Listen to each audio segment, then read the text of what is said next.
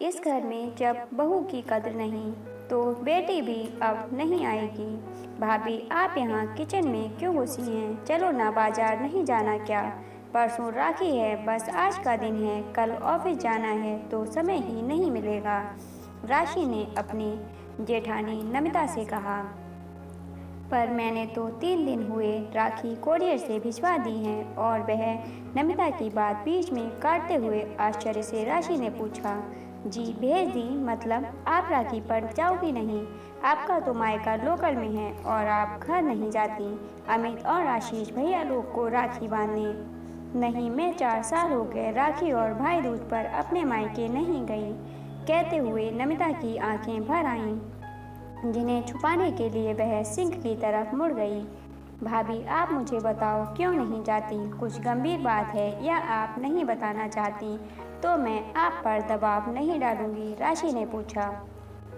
नहीं, ऐसी कोई बात नहीं है। मम्मी जी का कहना है कि रितु और अलका आएंगी राखी वाले दिन, तो वह क्या खुद काम करेंगी यहीं मायके में? तो तुम अपनी राखी भेज दिया करो कोरियर से। मैंने शुरू में कहा भी कि मैं रात को जाकर भाई लोग को राखी बांधकर सुबह सुबह आ जाऊंगी, तो वह तब भी नहीं मानी।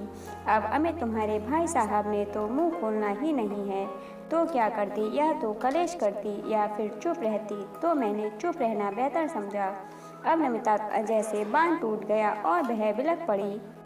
राशि के मुंह से बोलना फूटा, पर इतना तो समझ गई यह स्थिति अब कल फिर से रिपीट होने वाली है। अभी राशि सोच ही रही थी कि नमिता की आवाज़ आई, मेरे मायके में तो भाई दूज भी मनाया जाता है, पर यहाँ तो ये रीत ही नहीं है, तो मेरा भाई दूज भी बंद करा दिया कि हमारे यहाँ यह रिवाज नहीं है, तो तुम्हें अब इस घर के हिसाब से चलना है। यानी मैं अब अपने भाइयों का तिलक भी नहीं कर सकती। लेकिन अलका हर भाई दूज पर यहाँ आती हैं। उसने अपने ससुराल में कहा है कि हम तो भाई दूज मनाते हैं। मज़े की बात तो यह है कि उसके ससुराल में भी भाई दूज नहीं मनाया जाता, लेकिन वह झूठ बोलकर सारा दिन यहाँ बिता जाती है। बेटियाँ का तो मायका है, पर बहू का? कहते हुए नमिता फिर रोने लगी। राशि ने जेठानी को चुप कराया। राशि की शादी विवेक से 10 महीने पहले हुई थी, तो जाहिर है कि उत्साह भी कुछ ज़्यादा ही था। नमिता की शादी हुई 4 साल हो गए। उनकी 1.5 वर्ष की बिटिया भी थी। दोनों बहुएं कामकाजी थीं, आपस में दोनों समझदारी व प्यार से चलती थीं। सासू माँ सुमन जी को उन दोनों का बहनापा पसंद नहीं आया, पर उन्हें आराम मिल रहा था तो चुप रह जाती थीं। नमिता बड़ी बहू पर उनका पूरा कंट्रोल था। नमिता का पति अमित माँ के आगे जुबान नहीं खोलता था। नमिता ने शुरू में 1-2 बार कहा भी कि मम्मी का रवैया ठीक नहीं है। रितु और अलका भी आग में घी डालने का काम करती हैं, पर अमित सिर्फ सुनता था। गलत को भी गलत कहने का साहस उसमें न था, तो नमिता ने भी कुछ कहना छोड़ दिया। रात को डिनर करते समय राशि ने सासू माँ से कहा, मम्मी जी परसों राखी है, मैं और भाभी कल आधा दिन की छुट्टी लेकर बाजार चली जाएंगी। राखी और मिठाई और गिफ्ट भी लाना है, तो कल यह काम करते हुए आएंगे। आपको कुछ मंगवाना हो तो बताएं। सुमन जी ने खाते हुए अपना हाथ रोक लिया।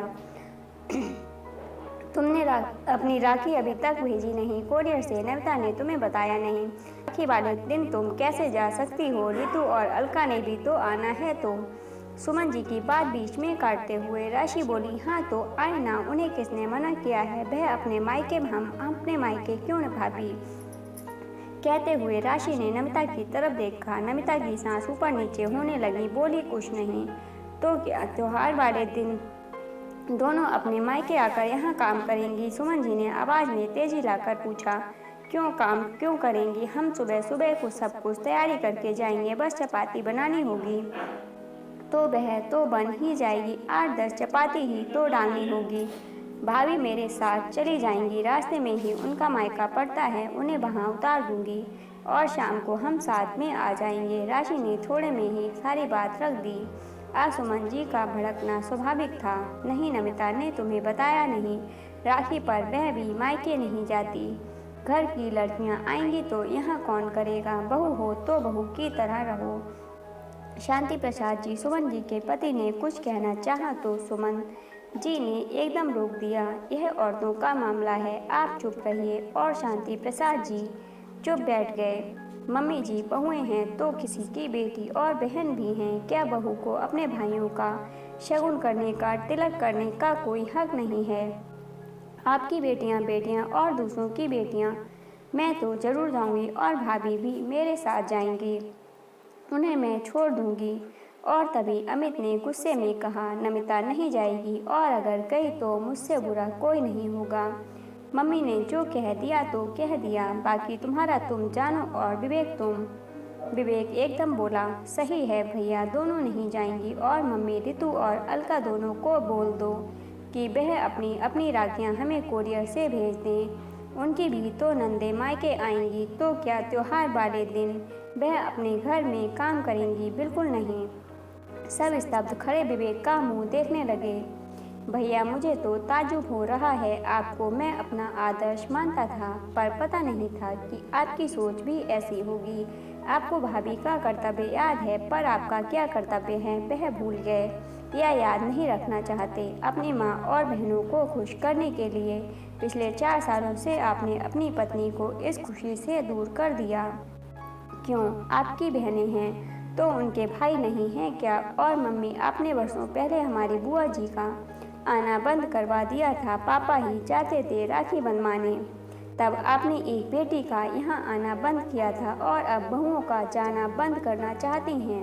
तो ठीक है, फैसला आप करो। अगर इस घर की बहुएं नहीं जाएंगी तो आपकी बेटियां भी यहाँ नहीं आएंगी। वह राखी अपने घर मनाएंगी, या फिर यह 2 बेटियां भी अपने मायके जाएंगी। और ये कहता हुआ विवेक कमरे से बाहर चला गया। दोस्तों, इस कहानी के बारे में अपनी राय कमेंट बॉक्स में ज़रूर बताइए। कहानी अच्छी लगी हो तो लाइक और शेयर कीजिएगा। ऐसी ही अन्य कहानियों को सुनने के लिए चैनल को सब्सक्राइब कर लीजिएगा। धन्यवाद दोस्तों।